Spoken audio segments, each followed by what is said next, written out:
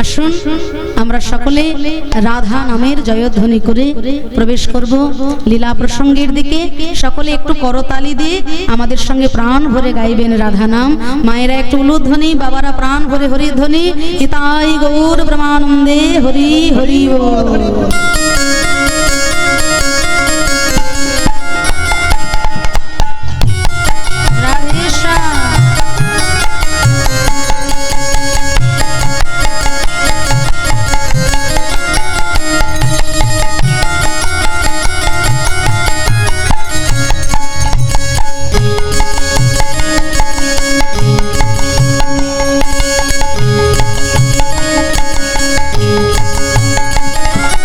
जो भी कहे शाम फिर भी आगे राधा नाम, जो भी कहे शाम फिर भी आगे राधा नाम। राधा बिना सोना सोना जग में सारा काम। बोलो राधे बोलो श्याम, बोलो राधे बोलो श्याम। जो भी कहे शाम फिर भी आगे राधा नाम, जो भी कहे शाम फिर भी आगे राधा नाम। राधा बिना सोना सोना जग में सारा काम। बोलो राधे ताली ताली बोलो राधे बोलो श्याम।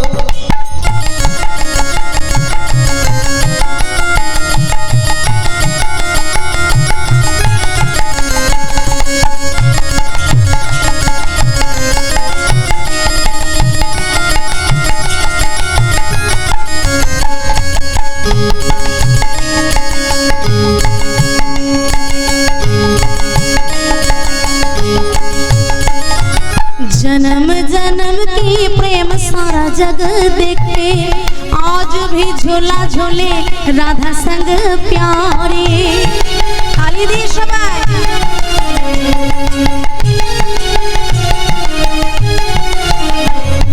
जन्म जन्म की प्रेम सारा जग देखे, आज भी झोला झोले राधा संग प्यारे। सच्चे मन से बोलो राधे बोलो शुभ श्याम। राधा बिना सोना सोना जग में सारा काम।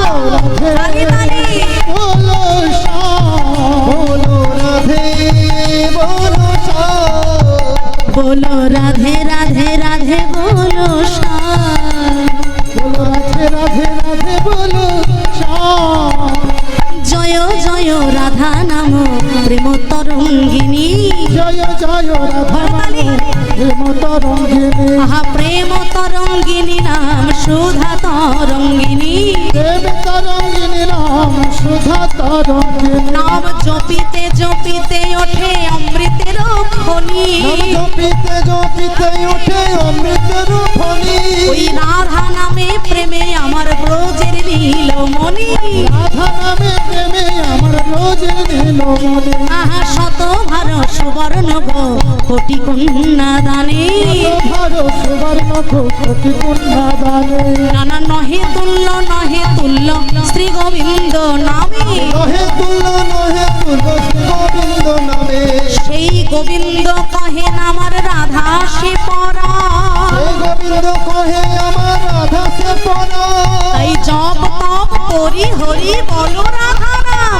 জয় রাধে জয় রাধে জয় রাধে জয় রাধে জয় রাধে জয় রাধে জয় রাধে জয় রাধে। बोलो राधे राधे राधे बोलो श्याम। हरि हरि बोलो राधे राधे राधे बोलो श्याम। बोलो राधे राधे राधे बोलो श्याम। बोलो राधे बोलो श्याम। बोलो राधे बोलो श्याम। बोलो राधे राधे राधे बोलो श्याम।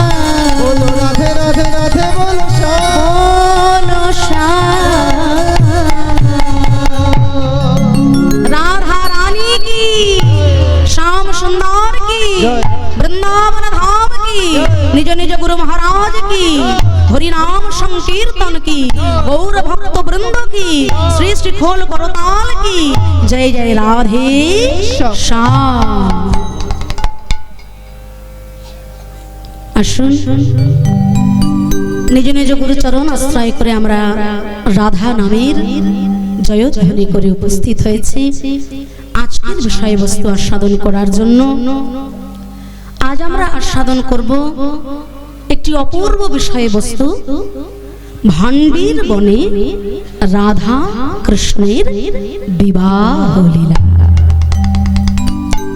আমরা অনেকেই মনে মনে ভাবি যে রাধা কৃষ্ণ, অনেকে বলে না রাধা কৃষ্ণের তো বিয়েই হয়, রাধা তো কৃষ্ণের প্রেমিকা ছিল। কৃষ্ণ করলে লীলা, আমরা করলে বিলা, কত রকমের গান করি আমরা। কিন্তু আমরা সনাতন ধর্মাবলম্বী হয়ে আমাদের ধর্ম সম্বন্ধে নিজেরাই সচেতন নই। আমরা বৃন্দাবনে যারা যারা যাবেন একটু কষ্ট করে দর্শন করে আসবেন ভান্ডির বন।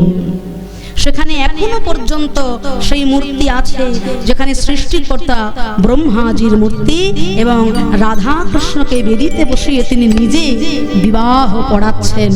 সেই মন্দির এখনো রয়েছে ভান্ডির বনে, রাধা কৃষ্ণের বিবাহ স্থল। এখনো পর্যন্ত ভগবান শ্রী গোবিন্দ শ্রীমতী রাধারানীর কপালে সিঁদুর পরিয়ে দিচ্ছেন। সেই বিগ্রহ কিন্তু, সেই মূর্তিও কিন্তু রয়েছে ভান্ডির বনে। তাই আসুন আজ আমরা আস্বাদন করব সেই অপ্রাকৃত লীলা, পরমা প্রকৃতির সঙ্গে পরম পুরুষের মহামিলনের লীলা, ভান্ডির বনে রাধা কৃষ্ণের বিবাহ। দুষ্টের দমন আর সৃষ্টির পালনের জন্য জগৎ সংসারকে রক্ষা করতে গিয়ে, স্বর্গের দেবতাদেরকে আসন দিতে গিয়ে, অসুর বধ করতে আজকে পূর্ণ ব্রহ্ম ভগবান আমার মোহিনীর রূপ ধারণ করেছে। আর ওই মোহিনীর রূপ ধারণকারী নারায়ণ এত প্রাকৃত রূপ, কোটি কোটি কামদেব মূর্ছা যাবে যে রূপ দর্শন করলে। দেবতাদের মধ্যে সর্বশ্রেষ্ঠ রূপ হলো কামদেব মদনের। সেই কামদেব মদন যদি কোটি কোটি রূপ ধারণ করে, সেই রূপও মূর্ছা যাবে আজকে ভগবানের সেই মোহিনী রূপ ধারণ করে। আপনারা শুনেছেন না, ওই ভস্মাসুরকে বধ করার জন্য ভগবান মোহিনী রূপ ধারণ করেছিলেন। আর ওই মোহিনী রূপ ধারণকারী নারায়ণ পরমা প্রকৃতি রূপে যখন তিনি সেজেছেন, ওই মোহিনী রূপ দর্শন করে অসুর তো দূরের কথা, স্বর্গের দেবতারা পর্যন্ত হয়ে গেল আত্মহারা। সেই মোহিনী রূপ ধারণ করেছেন আজকে পূর্ণ ব্রহ্ম স্বয়ং নারায়ণ। মোহিনী রূপেতে হরি মাতাল ভুবন, মাতাল ভুবন। মোহিনী রূপেতে হরি মাতাল ভুবন, মাতাল ভুবন। মোহিনী রূপেতে হরি মাতাল ভুবন, মাতাল ভুবন। উলুধ্বনি হরিধ্বনি একটু সবাই প্রাণ ভরে, প্রাণ ভরে। মাতাল ভুবন, মোহিনী রূপেতে হরি মাতাল ভুবন, মাতাল ভুবন। আজ মোহিনী রূপেতে হরি মাতাল ভুবন, মাতাল ভুবন। দেখো কোটি মূর্ছা যায় হেরিয়া বদন, মাতাল ভুবন। মোহিনী হরি হরি হরি মাতাল ভুবন, মাতাল ভুবন। মোহিনী রূপেতে হরি মাতাল ভুবন, মাতাল ভুবন। ব্রহ্মা পাগল, শির পাগল, আর পাগল ভোলা, দেবতা গন্ধর্ব যত হইল ভোলা, মাতাল ভুবন। আজ মোহিনী রূপেতে হরি মাতাল ভুবন, মাতাল ভুবন। মোহিনী রূপেতে হরি মাতাল ভুবন, মাতাল ভুবন। মোহিনী রূপ ধারণ করেছেন পূর্ণ ব্রহ্ম স্বয়ং নারায়ণ। আর ওই মোহিনী রূপী ভগবানকে দর্শন করা মাত্রই অসুরগণ দূরে থাক, স্বর্গের দেবতারাও পর্যন্ত রূপে হয়ে গেল আত্মহারা। আহা, এত অপরূপ রূপ কি কারো হতে পারে? স্বর্গের দেবতা দেবাদিদেব মহাদেব, সৃষ্টিপতি ব্রহ্মা, ইন্দ্র, চন্দ্র সকলে ওই রূপ দর্শন করে হয়ে গেছে আত্মহারা, হয়ে গেছে পাগল পারা। দেবতারা মনে মনে চিন্তা করছে, আহা এত সুন্দর রূপের ডালিনী কন্যা, আহারে এমন কন্যা যদি আমাদের ঘরণী হতো, আমাদের স্ত্রী হতো, আমাদের রমণী হতো, আমরা তাকে কতই না সোহাগ করতাম, কতই না ভালোবাসতাম, কতই না যত্নে রাখতাম তাকে। দেবতারা সকলে তাকে স্ত্রী রূপে চিন্তা করলো বটে, কিন্তু সকল দেবতাদের মধ্যে কেবলমাত্র একজন দেবতা চিন্তা করলেন, আহারে এত সুন্দর রূপ ধারণকারী কন্যা, যার রূপে বিশ্ব ব্রহ্মাণ্ড আলো হয়ে যাচ্ছে, এই রূপের কন্যাটিকে কোটি সূর্য সমজার রূপ, এই কন্যাটিকে যদি আমি আমার কন্যা রূপে পেতাম, তাহলে বাৎসল্য স্নেহ দিয়ে তাকে আমি ভরিয়ে রাখতাম। এই বাসনা জাগলো কার? তিনি হলেন স্বয়ং সূর্যদেব। সূর্যদেব মনে মনে চিন্তা করলেন, ওই মোহিনী রূপ ধারণকারী নারায়ণ, তাকে যদি আমি আমার কন্যা রূপে পেতাম, জীবন আমার ধন্য হয়ে যেত। তাই মনে মনে সূর্যদেব ওই মোহিনী রূপ ধারণকারী নারায়ণের দিকে তাকিয়ে বললেন, ওগো আমার পূর্ণ ব্রহ্ম স্বয়ং নারায়ণ, আজ যদি আমায় কিছু দিতে হয়,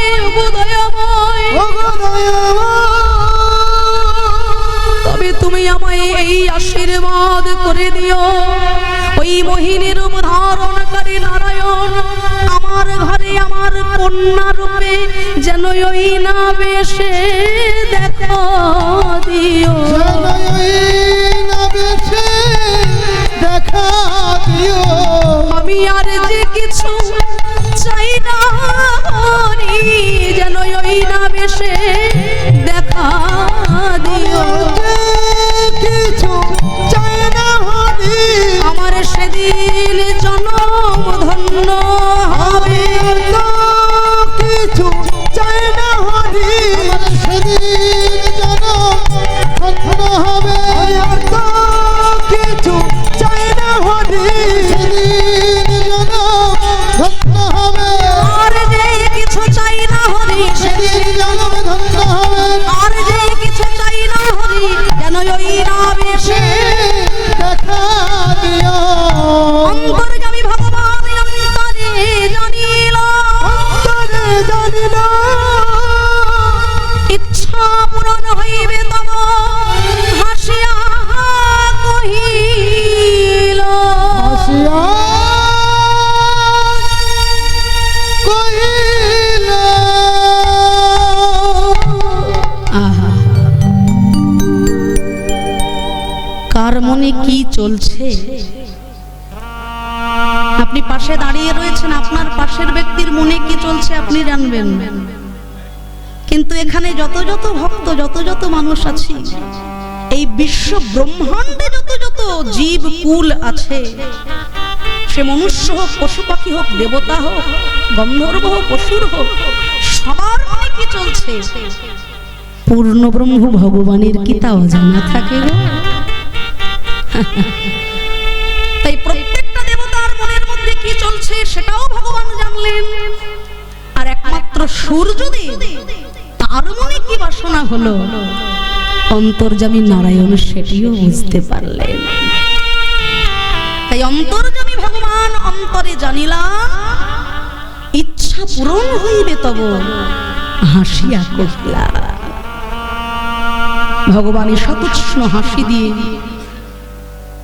সূর্যদেবের দিকে দৃষ্টি নিক্ষেপ করে বললেন, ওগো সূর্যদেব, তুমি আমাকে কন্যারূপ পেতে চাও, কিন্তু আমাকে কন্যারূপে পাওয়া তো এত সহজলভ্য নয়। বাৎসল্য স্নেহে আমাকে ঘরে পাওয়া তো এত সহজ নয়। আমাকে যদি সন্তুষ্ট করতে পারো তুমি তপস্যা করো। জগতের সৃষ্টি তত্ত্ব রক্ষা করার জন্য সূর্য রূপে তুমি থাকবে আকাশে, আর অংশাবতারে নর রূপে জন্ম হবে তোমার জগৎ সংসার।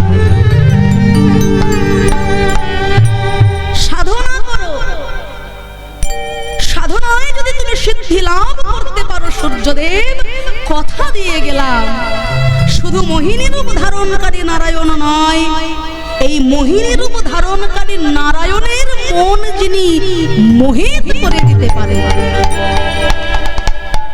এই মোহিনী রূপে নারায়ণকেও যিনি মোহিত করতে পারে, সেই মন মোহিনী রূপে আমি তোমার ঘরে কন্যা হয়ে দেখা। এই জায়গাটায় কয়েকটা কথা বলার আছে আমার। এই জগতে কোনো মা কোনো নারী যদি সন্তান সম্ভবা হন, দেখবেন তার পরিবারে বেশিরভাগ মানুষই চেষ্টা করে বাবা কন্যা হবে। আরে একটি সন্তানের দায়ে কত মাঝে প্রাণ হারায়, নিষ্ঠুর সন্তান মায়ের ব্যথা বোঝে না। 10 মাস 10 দিন কত যন্ত্রণা কত বেদনার পরে কোন মা যখন কন্যা সন্তান প্রসব করে, দেখবেন কত কত শ্বশুর আলয়ে তাকে কত যন্ত্রণা, মৃত্যুর মতো যন্ত্রণা তাকে সহ্য করতে হয়, কত কটু কথা সহ্য করতে হয়, এমনকি মৃত্যু হয়ে যায় কোন কোন মায়ের। আমরা মনে করি পুত্র হলেই আমাদের বংশ উদ্ধার হয়ে যাবে, পুত্র হলেই আমাদের বংশে প্রদীপ জ্বলবে, তাই না? কিন্তু ভেবে দেখুন তো একবার শাস্ত্র কি বলছে? পুত্রের পিতা হতে সাধ জাগে চিতে, পুত্র কি আমায় করবে সুখী। রাবণ রাজা ছিল লঙ্কা অধিপতি, 1 লক্ষ পুত্র 1.25 লক্ষ নাতি, কেহ রইল না তার বংশে দিতে বাতি, রামায়ণে তার প্রমাণ দেখি। যার ঘরে 1 লক্ষটা পুত্র 1.25 লক্ষটা নাতি, তারও বংশ সবংশে নির্বংশ হয়ে গেল তার অধর্মের দ্বারা, কুকর্মের দ্বারা। তাহলে অভক্ত পুত্র সন্তান যদি আপনার বংশে 10খানাও জন্ম নেয়, বংশ উদ্ধার হবে না, সবংশে নির্বংশ হয়ে যাবে। কিন্তু ভক্তের মতো ভক্ত সন্তান, পুত্রের মতো পুত্র সন্তান যদি আপনার একজন হয় বাবা, সে পুত্র হোক আর কন্যাই হোক, প্রকৃত ভক্ত হলে বা ভক্তি মতে হলে তার দ্বারা শুধু আপনার 1 পুরুষ নয়, 7-7-14 পুরুষ বিনা সাধনায় স্বর্গধাম যাত্রা করবে। এ হলো শাস্ত্রের কথা। কেননা এই জগতে যদি কোনো সন্তান প্রকৃত কৃষ্ণ ভক্ত হয়, প্রকৃত হরি ভক্ত হয়, দেখবেন মা বাবাকে যন্ত্রণা দিয়ে বেদনা দিয়ে বৃদ্ধাশ্রমে পাঠিয়ে সে একা সুখ ভোগ করার বাসনা কখনো করে না, তাই না? বাবা মা বৃদ্ধাশ্রমে চোখের জলে ভাসবে, আর আমি ফ্ল্যাটে একবারে পায়ের উপরে পা তুলে আনন্দে মাতবো। যদি সে ভক্ত কৃষ্ণ ভক্ত হয়, যদি সে ব্যক্তি কৃষ্ণ ভক্ত হয়, কোনো দিনও সে কাজ করতে পারবে না। পুরাকালে একজন রাজা ছিলেন ইতিহাসের পাতায়, যার নাম স্বর্ণাক্ষরে রাজা বিক্রমাদিত্য। তার ঘরে ছিল কালী মূর্তি। তিনি অন্তর দিয়ে কালী মায়ের সাধনা করতেন। এমন মা কালীকে তিনি এতটাই ভালোবাসতেন, এতটাই আত্মসমর্পণ করে তিনি ভক্তি স্নেহে পুজো করতেন। মা কালীর সেবার জন্য তিনি সোনার থালা, সোনার বাটি সোনার গ্লাস বানিয়েছেন।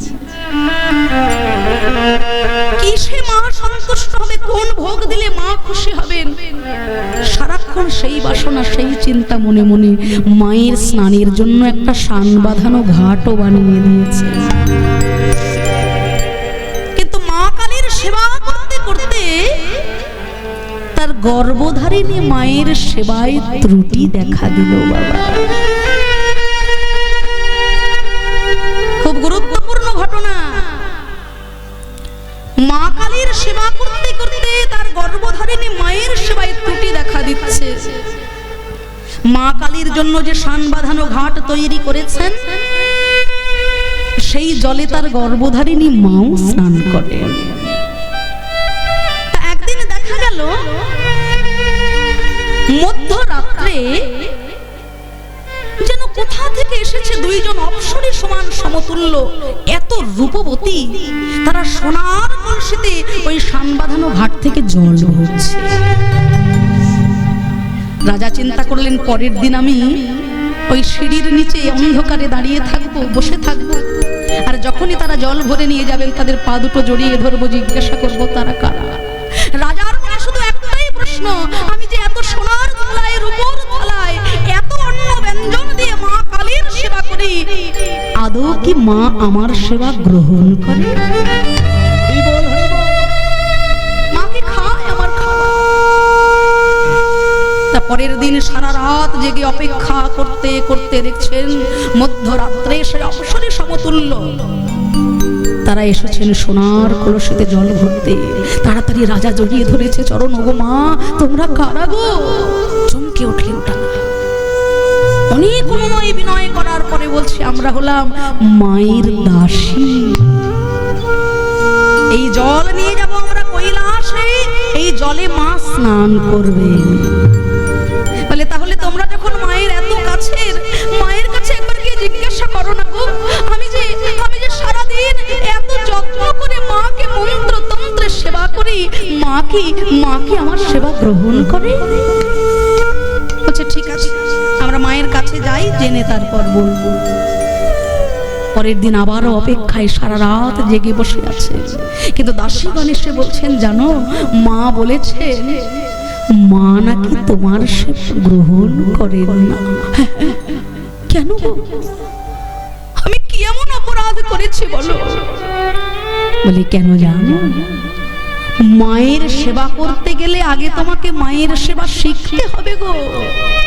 আর মা বলেছে মায়ের সেবা যদি শিখতে হয় তাহলে বেশি দূরে নয়, তোমারই বাড়ির কিছুটা দূরে একজন মেথর বাস করে, তুমি তার কাছে যাও, সে জানে মায়ের সেবা। মায়ের সেবা কেমন করে করতে হবে সে ভালো করে জানে, তুমি তার কাছ থেকে একটু মায়ের সেবা শিখে এসো। যথারীতি মনে দুঃখ নিয়ে রাজা ধীরে ধীরে চলেছেন ওই মেথরের গৃহে। মনে মনে ভাবছে হয়তো আমার থেকেও অনেক বড় তার মন্দির, যে মন্দিরে মা রয়েছে, আমি দেখব কত কিছু দিয়ে তিনি মায়ের সেবা করেন, কত মন্ত্র দিয়ে তিনি মায়ের পূজা করেন। ও বাবা, গুটি গুটি পায়ে যেই না এগিয়ে গেলেন, দেখলেন জীর্ণ শীর্ণ একটা কুড়ে ঘর, ভগ্ন দশায় একটা কুড়ে ঘর, এখানে মন্দিরের কোনো লেশ পর্যন্ত নয়। ধীরে ধীরে রাজা এগিয়ে গিয়ে জিজ্ঞাসা করলেন, ওগো ভাই, আমি তোমার কাছে একটা অনুরোধ জানাতে এসেছি। সে তো চমকে উঠেছে, বলুন মহারাজ আপনি কি চান? আমার কি ক্ষমতা আছে আপনাকে দেওয়ার? শোনো ভাই,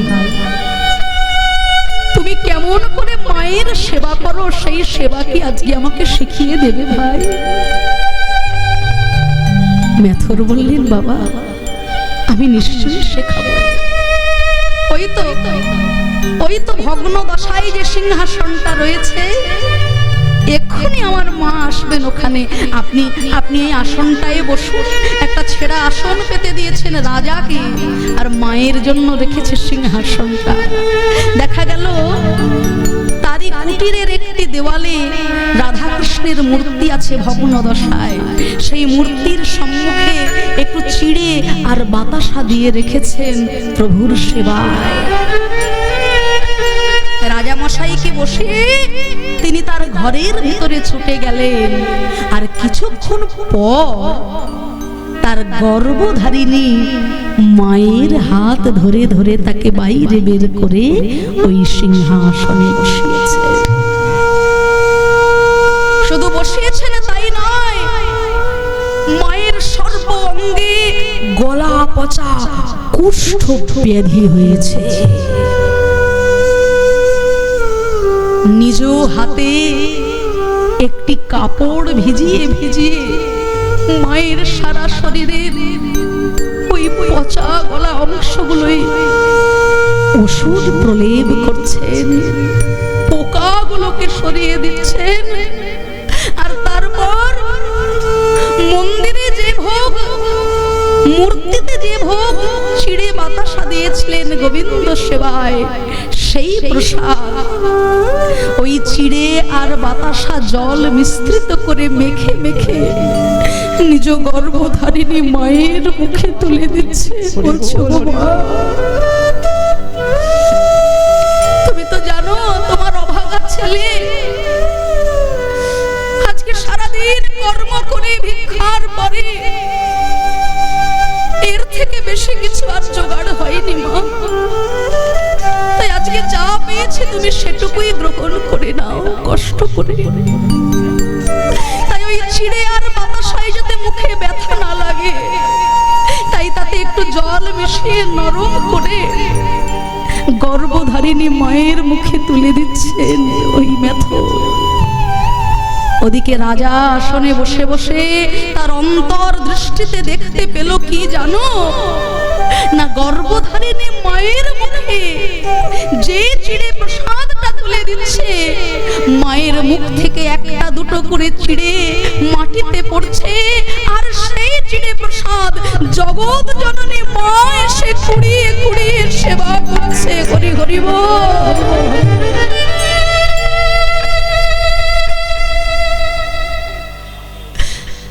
এ জগতে যার মা কাঁদে তার সারা জগৎটাই কাঁদে গো।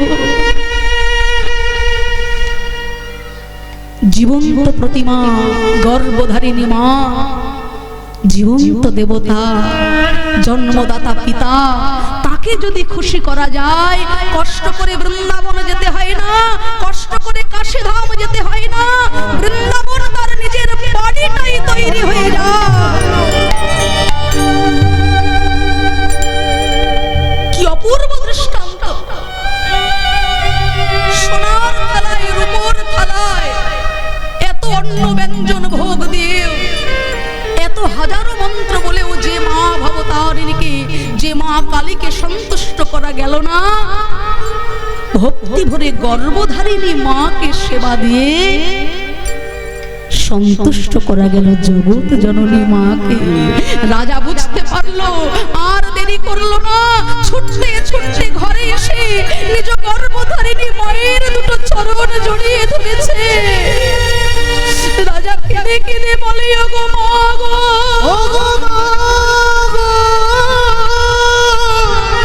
আজ ওই মাটির মূর্তির সেবা করতে গিয়ে আমার জীবন্ত প্রতিমার সেবায় বড় ত্রুটি হয়েছে। আজ থেকে আমি আগে করব আমার জীবন্ত প্রতিমার সেবা। জীবন্ত প্রতিমা যদি আমার খুশি হয়, মন্দিরের ওই মাটির প্রতিমার মুখে আপনি হাসি ফুটবে। তাই ওগো আমার গর্ভধারিণী মা, আমি বড় অপরাধ করেছি মাগো, বলে এই মারে আমায় ক্ষমা করো।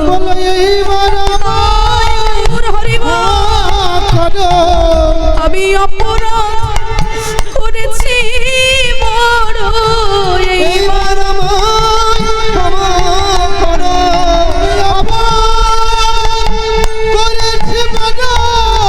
এইবারে আমায় ক্ষমা করো।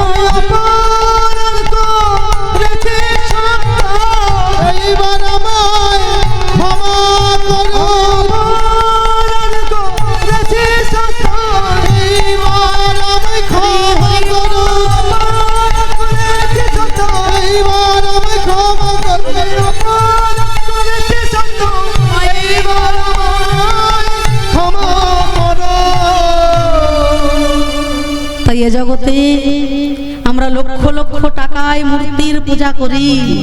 ওই মূর্তি মায়ের পুজো লক্ষ কোটি টাকা দিয়ে করলেও ঘরে যদি জীবন্ত প্রতিমা আপনার কাঁদে, সেই মূর্তি পুজোয় আপনার প্রতিমা সন্তুষ্ট হবে না।